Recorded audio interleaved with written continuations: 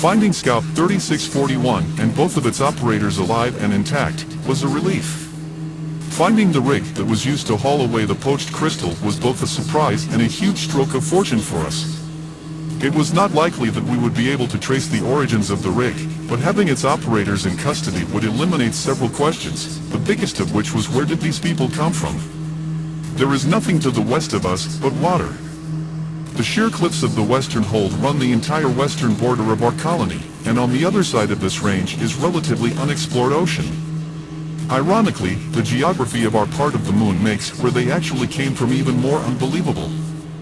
As I look around from my perch up here, these lands to the north are not readily habitable, and to come from somewhere outside of our colony, which would mean not only traveling north and around the entire parted region to the east of the overlands, but it would also mean crossing the Great Rift.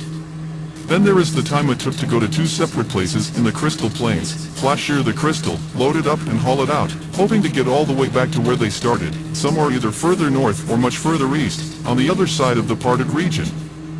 Where did they get all the power for this?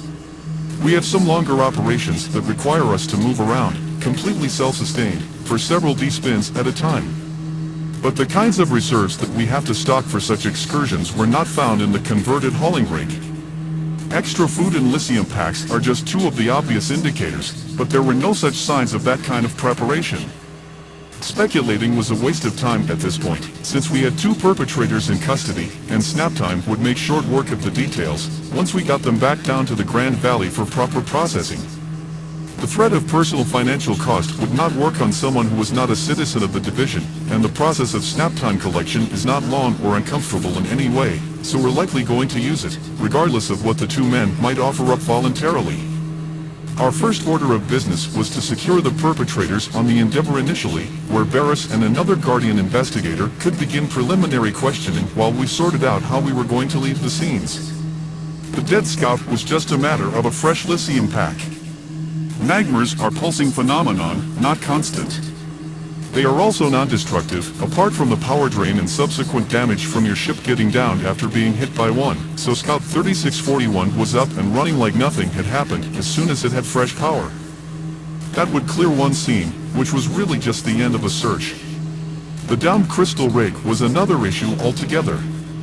It would require some studying before being moved. This meant we were going to have to leave enough Guardians here, with enough supplies, to do a complete sweep of the scene, then get everything all the way back down to the Grand Valley, as we don't have the kind facilities to process and store something like that, even in the Expanse. If we didn't have enough to leave, then we would have to call up more Guardians and probably a transport or rover. But the last thing I wanted at this point was even more resources so far north and outside of our colony's established borders. Trick is, scouts and jumpers leave about as much shelter and room to maneuver as a large car or van in your world. As opposed to transports or rovers, which include living quarters and working stations. That's why we will use a transport or rover to set up initial stations where we will eventually build an outpost. The trick here was to set up something that was acceptable without having to bring in anything or anybody new. And, since Endeavor had just resupplied less than a D-spin ago, what made the most sense was that we send a small convoy with the perpetrators back down to the Grand Valley for processing, and we would remain up here in Endeavor, and not try to spread our resources too thin. We decided that we would send a jumper and two scouts for an escort. We would keep the remaining ships and Guardians up here, including Barris, who decided to stay and let the investigator he was working with escort the perpetrators back. Regardless of what the assignment, everyone up here was in for a long spin or two.